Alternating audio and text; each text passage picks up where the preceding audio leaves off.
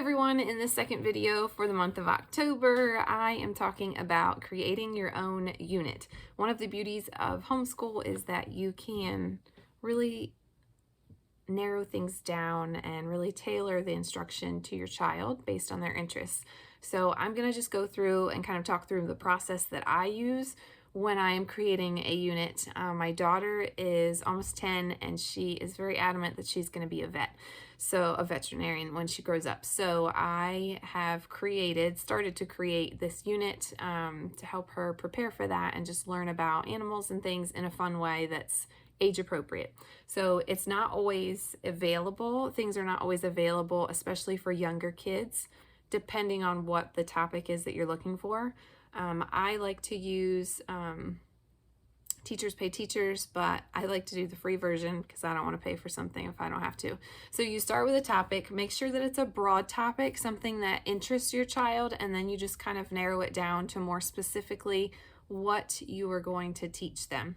So I like to start searching on Pinterest and Teachers Pay Teachers and YouTube videos, go to the library, get some books. I even look on Canva for certain things.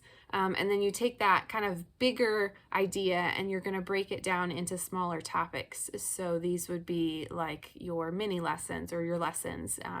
You decide what you're going to teach and when you're going to teach. Maybe you're going to teach it every day. Maybe you're going to teach only a couple of times a week. And then you even want to write out a few goals. What exactly are you wanting them to learn? So for the example that I gave for her veterinary kind of mini unit, I want her to understand kind of the systems in the body of the animal and know the parts, not all of them obviously, but major parts, and be able to kind of identify what parts of the animal's body go to what systems and kind of how those things are connected. So those were my goals for starting out the unit to prepare her for a vet.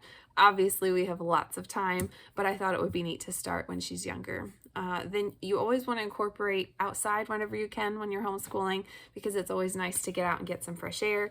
So grab a clipboard, have a scavenger hunt. Maybe they're looking for a specific thing that you're talking about. Maybe you're doing a unit on clouds and they can go outside and look at the clouds and write what they see or draw a picture or whatever.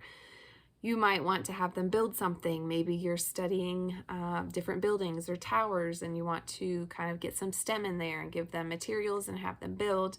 Maybe you want to create some kind of art lesson for them. So if you're talking about animals, maybe you show them a picture of an animal and you get them to create a piece of art with that. Maybe you give them different mediums like tissue paper and paint and colored pencils. There's a YouTube channel that's really cool. It's called Kids Art Hub, and it's actually an illustrator, and he sits down and like guides you through it. So you outline everything in Sharpie and then you add colors. It's pretty neat. If you are not artsy yourself and want something easy that you can put on for the kids to create, you could even do sidewalk chalk outside, depending on what you're learning about. They could draw a picture, they could write some words. There's lots of possibilities.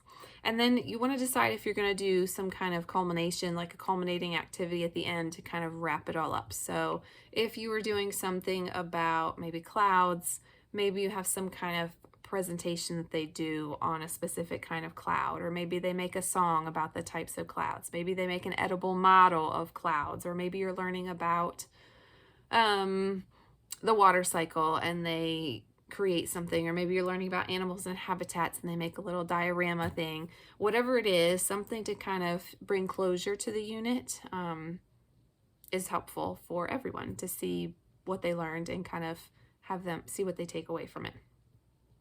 I love doing units like this because you can really tailor it to your kid and you can make it so that the whole family can participate. I have 2 younger daughters, and obviously they're not at the capacity that my almost 10-year-old is, but they can tag along with their little clipboards and write their observations outside or draw pictures or play with the chalk if we're doing it, or watch the science videos that I'm finding, color the parts of the cat right next to their sister. So you can really tailor it to your kids and their needs and their interests. And if they are interested in it, they're much more likely to pay attention and be all in. So I love doing units whenever I can. Obviously, certain topics lend themselves to units a lot easier.